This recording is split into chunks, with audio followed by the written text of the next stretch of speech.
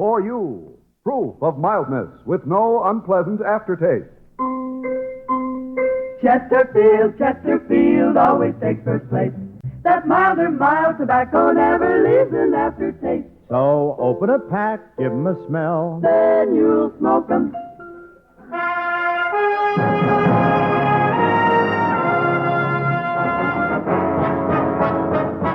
Chesterfields presents The Bob Hope Show, transcribed direct from Muroc Air Force Base, California, with Les Brown and his band of renown. For Chesterfields, yours truly, High Aberback. Our special guests, Connie Haines and Ava Gardner. And here he is, the jet comic, a perfect blowhard, Bob Hope.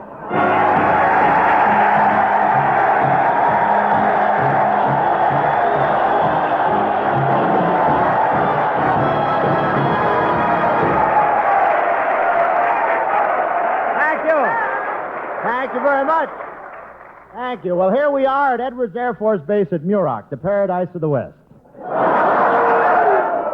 where never is heard a discouraging word and everybody has applied for a transfer.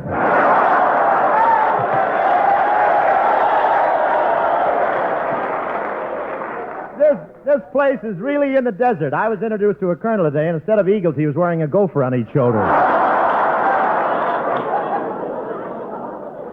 Yes, sir, this is really in the desert. You know, when a platoon of infantrymen go on a 15-mile hike, it usually means they're going on a maneuver.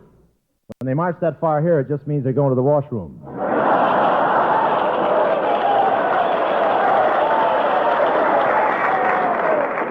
This is a very interesting base geographically. The sandstorms here are really something. In fact, at the Pentagon in Washington, there's a map representing all the Air Force bases. Muroc isn't a pin, it's a question mark. Last week, a pilot was trying to come in during a sandstorm. He asked the tower where to land, and the tower said, "Call you back as soon as we make our own landing." Up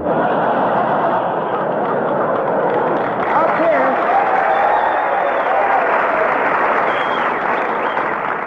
Thank you, drifters. Up here...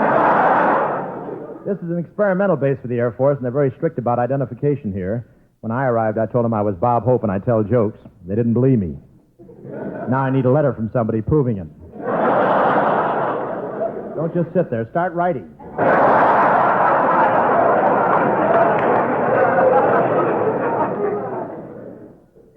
There's so much secrecy here, some of the airmen don't know what they're doing. I talked to a pilot that thinks he's driving a Greyhound bus to Salt Lake City.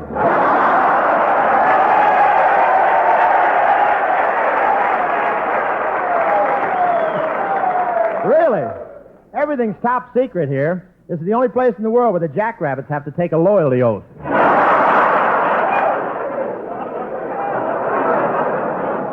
And they have some weird planes here at Muroc. Some of the aircraft are so advanced they may have to invent a man to fly them. But they're doing a great job. Last week they flew a plane almost 800 miles an hour. Next week they're going to try it with a motor. Imagine traveling faster than the speed of sound. That means I can put a Crosby record on my phonograph and be out of town before he starts singing.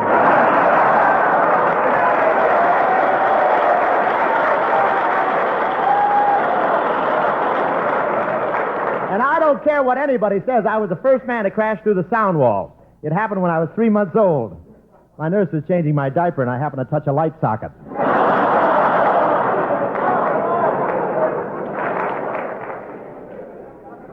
But I'm serious. They fly everything here at Muroc, and I mean everything. Yesterday, a pilot climbed into a cockpit and got up to 4,000 feet before he realized he was flying a Coke machine.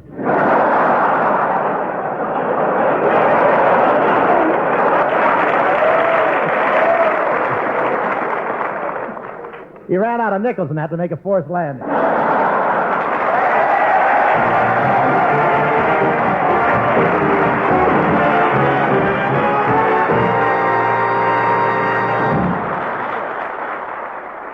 Proof of mildness with no unpleasant aftertaste. That's what Chesterfield has for you. And here's the authority that proves Chesterfields are milder. Over 1,000 prominent tobacco growers have signed this statement. To judge tobacco for its mild smoking qualities, I smell it. If it smells milder, I know it'll smoke milder. If that tobacco is made into cigarettes, those cigarettes will smell milder and smoke milder. That's why I smoke Chesterfield. Yeah, there's the proof of mildness. Now the proof that Chesterfields leave no unpleasant aftertaste. The authority? It's the country's first and only cigarette taste panel, reported Chesterfield is the only cigarette in which members of the panel found no unpleasant aftertaste. Can't beat that for straight facts. That's what Chesterfields give you. Mildness plus no unpleasant aftertaste. So you can see, Chesterfields give you more for your money. Next time, buy Chesterfield.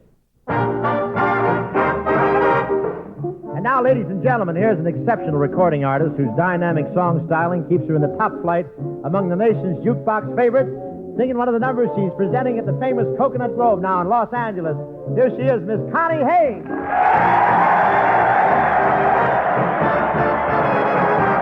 When you see a guy reach for stars in the sky, you can bet that he's doing it for some doll. When you spot a John waiting out in the rain, chances are he's insane as only a John can be for a dame. When you meet a gent paying all kind of rent for a flat that could flatten the Taj Mahal, call it sad, call it funny, but it's better than even money that the guy's only doing it for some dollars. Guys and dolls, dolls and guys, they just make believe they're wise. They're the biggest rubes of all when they fall. When you see a dame change the shape of a frame, you can bet she's reducing it for some guy. When you find a doll with a diamond in her heart, rest assured that the rock has gone to restock some gentleman jock. When you see a mouse hurry out of the house, and she runs when he blocks for cigars and rye, call it dumb, call it clever, but you can give art forever. That's the doll's only doing it, though someday she'll be ruining it. That doll's only doing it for some guy.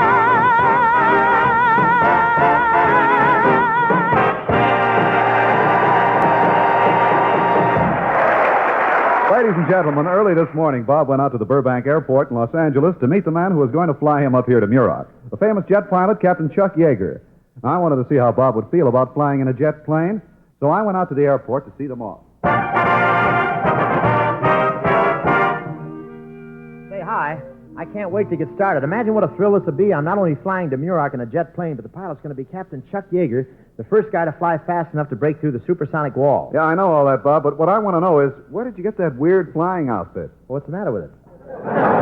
It looks awful baggy in the back. Well, it's a seat cover from a coupe, and I'm built more like a station wagon. You see?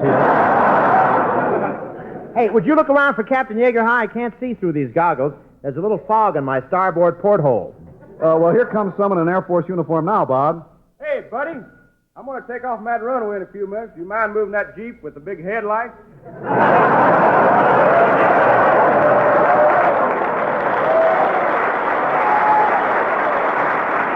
That's not a Jeep. It's Bob Hope. Yeah, well, I paid 2 bits to park here. Hey, wait a minute. Hi, that's Captain Chuck Yeager. There he is.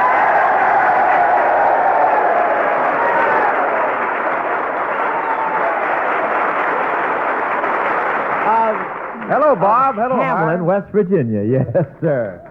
How are you, Chuck? Yeah, I can't wait to take off in your jet plane. Boy, that's the way to travel. Sure is. We'll be in the air in a few minutes. Here, Bob, I brought you a crash helmet. Oh, thanks. Gee, it fits exactly. Say, how do you like that? The stores told me they didn't have my size. That's right. They don't make flying helmets to fit a head like yours. Just read the lines like they are.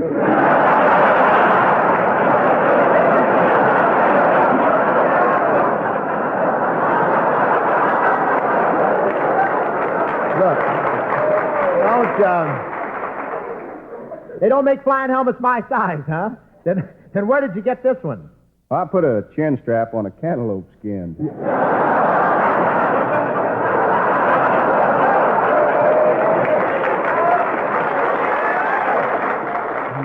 Yeah, I wish I were going on this flight with you guys, even though there is some danger. Danger? Oh, it's nothing to worry about, Bob, but under tremendous pressure, some people get molecular cobalitis, and they never regain consciousness.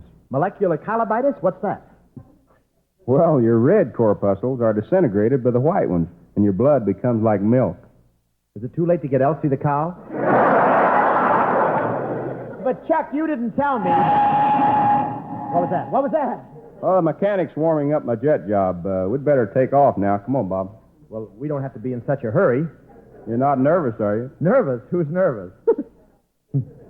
My teeth always chatter like this in the morning. Look, Captain, before I get in that plane, I want to know just what happens on these flights.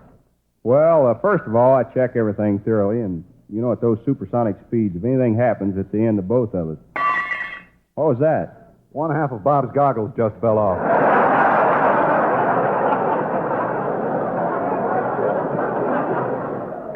You know, as soon as we get in the air, we'll climb up to around 40,000 feet, and your oxygen mask had better be secure, or the pressure will get you and your lungs will collapse. There goes the other half. Of course, we have to be sure there are no leaks in the canopy. If any air gets in when we're going over 700 miles an hour, you'll get smashed like a housefly. What was that? Bob just joined his goggles.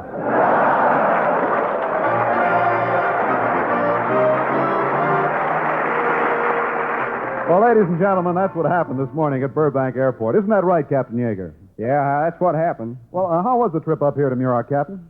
Oh, I had a swell flight, but Bob's over in the base hospital getting oxygen. He had an attack of altitude sickness. Oh, the trip in the jet was too much for him, huh? No, Bob didn't fly up with me. At the last minute, he backed out. Well, then how did he get altitude sickness? He came up on a Greyhound bus and got a high seat over a wheel.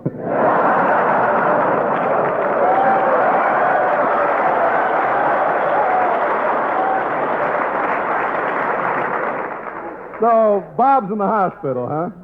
Yeah, but don't feel sorry for him. Ava Gardner's over there holding his hand.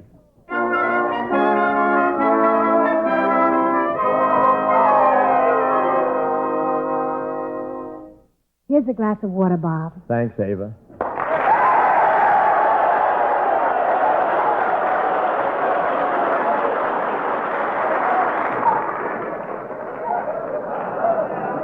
And now, go ahead, Bob, and finish your story about the trip down here. Oh, yes, where was I?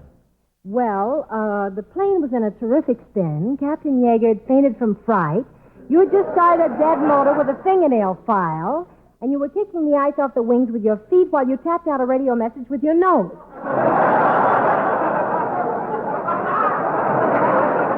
Yes, and what made it even more difficult, Ava, was that somehow or other an eagle had gotten into the plane, and during all this it was laying eggs in my hair. I was courageous, but messy. Gee, Bob. You know, I've never heard a story to equal this one for heroism. But to tell the truth, neither have I. But there I was, Ava, going along at 1,700 miles an hour, when all of a sudden... Wait a minute, Bob. No. I thought that the fastest anyone had ever flown was around 800 miles an hour. How could you be going 1,700? Well, there was very little traffic. As a matter of fact... What I mean is, Look, if what you say is true, Bob, if it's true, how could you land a jet plane without any previous experience? Oh, I didn't have any trouble, Ava. After Captain Yeager came to, he gave me advice. Captain Yeager came too? Uh-huh. Then why didn't he land the plane himself? Oh, yeah. Well, the control tower wouldn't let him land on account of Muroc regulations. Muroc regulations? Yes, they could see on the radar screen that he wasn't wearing a necktie. But,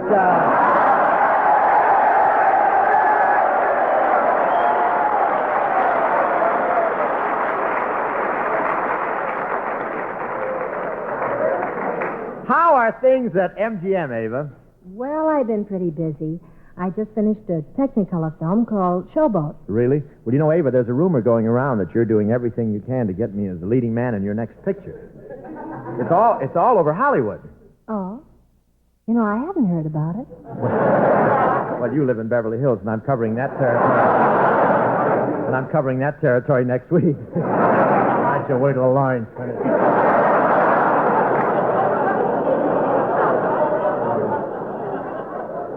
But seriously, Ava, why don't you come over to my studio and make a picture? Oh, it's very nice of you to ask me, Bob. But the studio usually picks someone to play opposite me who is more the reckless, dashing type. Yes, I know. Do you think it would help any if you told them how I flew a jet plane down here and blacked out at 40,000 feet? Oh, yeah, that reminds me, Bob. I've got something in my purse that belongs to you. Here. Oh, gee, these are my flying goggles. Where'd you find them, Ava? Well, Bob, you see, when you blacked out at 40,000 feet, they fell on my lap. I was sitting in back of you on the Greyhound bus.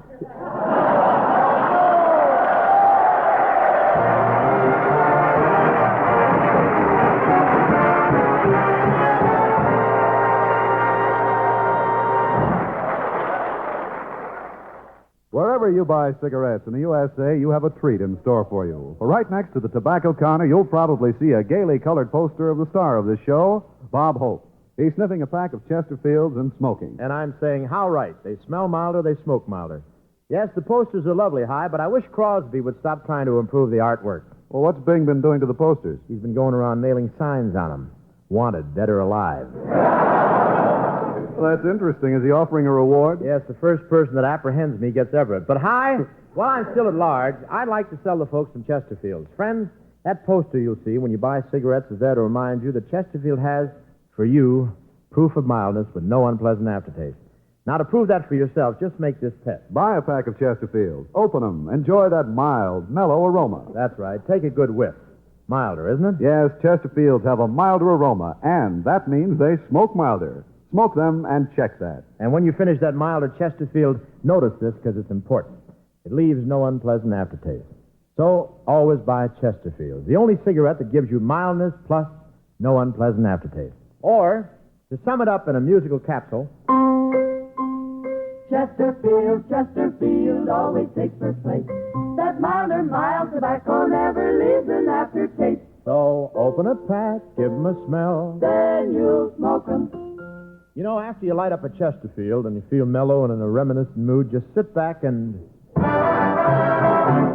out those old records, those old phonograph records, the ones we used to play so long ago. What if they sound scratchy? The tunes really were catchy, especially those that said, I love you so. Mm-hmm. Yeah, I like to put a stack of records on in the evening like this and listen to them. Each one brings back a special memory. And through them all runs the name of Ava. Yes, Ava. The only person in this world I ever loved. Every time my heart beat, it said, Ava, Ava, Ava, Ava, Sam, Ava.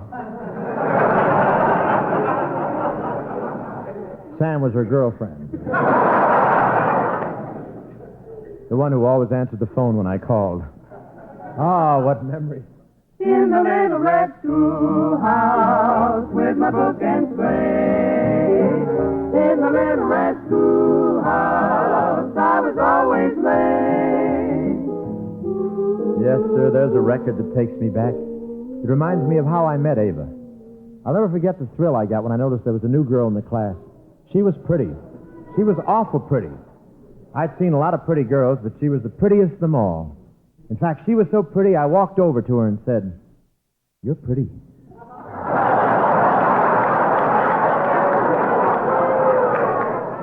Gee, I'm glad you're in the class. What's your name? Ava.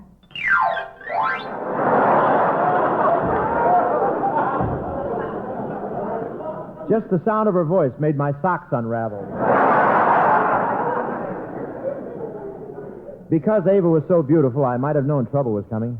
One day at recess, the bully of the school, High Averback, walked up to me and said, I don't want you carrying Ava's books home anymore, you hear? I'm taking over. From now on, she's my girl. I don't think you're so tough. Now, well, I'll show you. I'll hit you on the end of the nose so hard, you'll feel it within 5 minutes.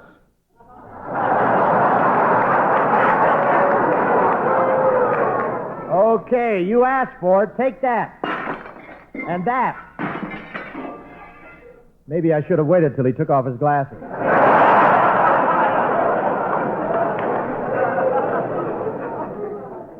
I won the fight, and right after recess, I said, Ava, Yes, Robert. I changed seats with Willie Jones so I'd have the desk right across from you. Isn't it cozy this way? Yes, Robert, but the other pupils are beginning to notice. You shouldn't be sitting next to me. She was right. I shouldn't have been sitting at that desk. After all, I was the teacher.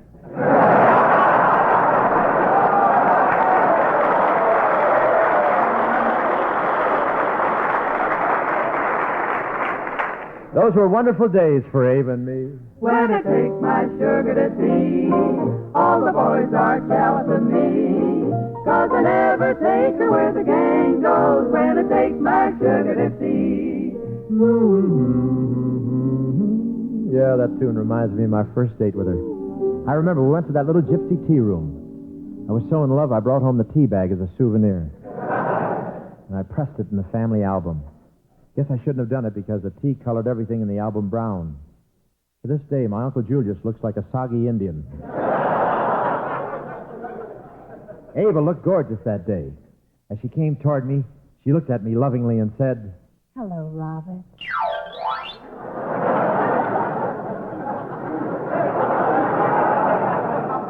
When she said my name, my socks unraveled again. This girl was too beautiful. By now, I had so many holes in my argyles, I had to paint my toes with plaid chemtone. Oh, Robert, I think this little tea room is just perfect. The candlelight and the wine, the waiters and the bandanas and earrings. Oh, who's this coming over to our table? Oh, they have a strolling serenader who plays for couples in love. Let's hold hands and listen.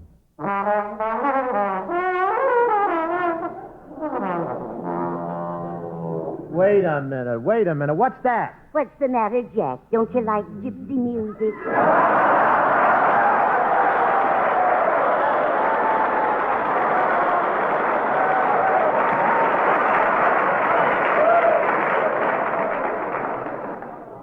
That's gypsy music? Yeah.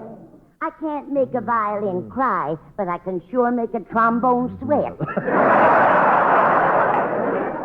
Well, we'll have to admit that it's different, but we'd like something more in the mood of a tea room. Yes. Do you happen to know Russian lullaby? Do I? Lay back your ears, Big Daddy. I'll blast it so loud, I'll blow the borscht out from under your boiled potatoes. On second thought, don't bother. You see, we're sort of in love. Yes, if you don't mind, we'd much rather be left alone. In love. Now, ain't that sweet? I'm married, you know. My husband is so cute. He's 3-foot midget. A midget? On account of my husband being a midget, he got a wonderful job at the Muroc Officers Club. Oh, really? Well, I've been there. What does your husband do at the Officers Club? He's economy supervisor. Uh-huh. When you tug on the roller towel, did you notice how hard it is to get it out? Yes, I did. Yeah. Well, my husband's inside, holding on.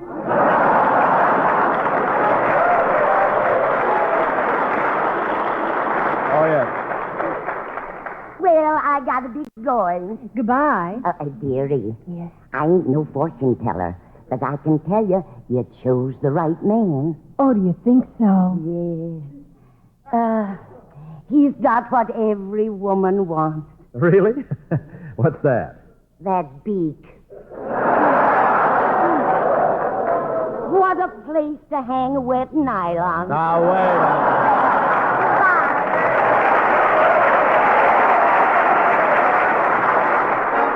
There's only a paper moon sailing over a cardboard sea. But it wouldn't be make-believe if you believed in me. Yes, I remember that paper moon. It was in the photographer's gallery where Ava and I had our graduation pictures taken. It was a proud day when those pictures appeared in the high school magazine, except for one thing. The editor of the magazine was cross-eyed. Ava came out the most popular man in the class, and I was chosen the girl who would make the best mother. That night, we met as usual. Well, I got the pictures from the photographer, Robert. Don't we make a handsome couple? Yeah, I wish it'd always be that way. Ava, What? will you marry me?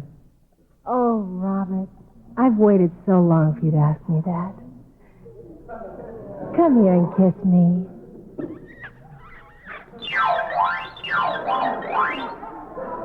That one left me barefooted. I was so happy that night, Ava and I were going to get married and live in a little vine-covered cottage. I had everything figured out. My future was all set. There was only one thing I hadn't reckoned on. Yes, then came the war.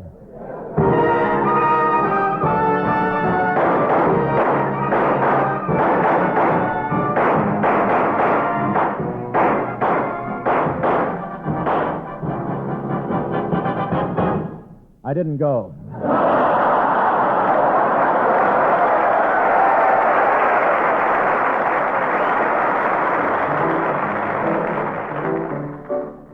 Gee, but I'd give the world to see that old gang of mine. I can't forget that. Oh, yes, sir, that old gang of mine. I didn't see any of them until that day in Denver. There was a convention in town. The hotel I was at was crowded. I was standing in the lobby when she entered. Ava. She was dressed in a white satin gown with a long train. She was wearing a white veil and carrying a huge bouquet of orange blossoms. A group of laughing friends followed her, tossing handfuls of rice. I ran up to her breathlessly and said, "What's new?" Why, Robert, I haven't seen you for years. And to think that I'd meet you now when I'm on my honeymoon. Honeymoon? Who'd you marry? Hi, Everback. Hi, Everbeck. How I hated him. He was still the crooked cheat he'd always been. He made a success in the fur business selling mink coats. But they weren't real mink coats. He made them by gluing mice onto a shower curtain.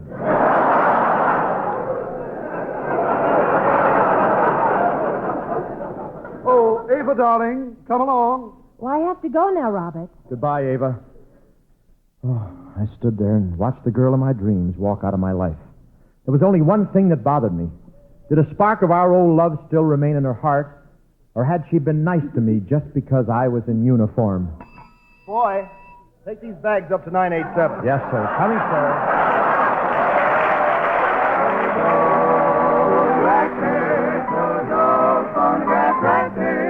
The ones we used to play.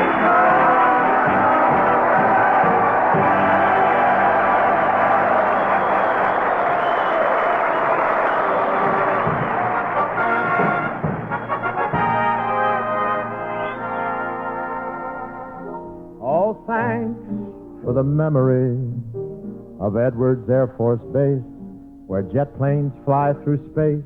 The men on wing will help to bring peace to the human race.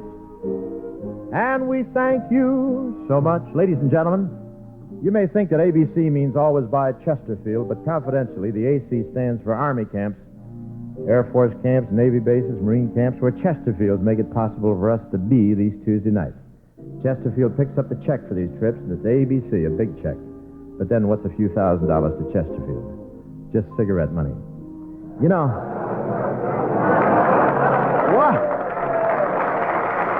While we're on the subject of money, let's buy Easter seals in big lots this year. What a wonderful job those Easter seals do for thousands and thousands of little kids who are crippled. Easter seals look like stamps, and believe me, when you buy Easter seals, you're helping stamp out a lot of pain and suffering and lending a hand to the handicapped. Next Tuesday, we'll be seeing you fellas from another one of Uncle Sam's big camps.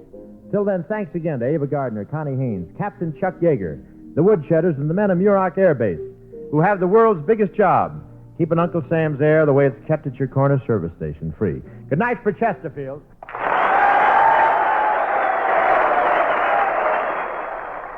Folks, next time you buy cigarettes, remember this. Chesterfields give you more for your money, and that's because Chesterfields give you mildness plus no unpleasant aftertaste. Yes, Chesterfields do give you more for your money, and that's something to think about these days. So always buy Chesterfields. They satisfy.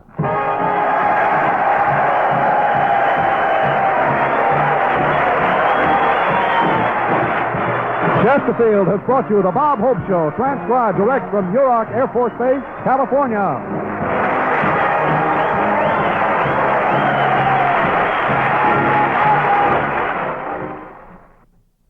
This is NBC, the National Broadcasting Company.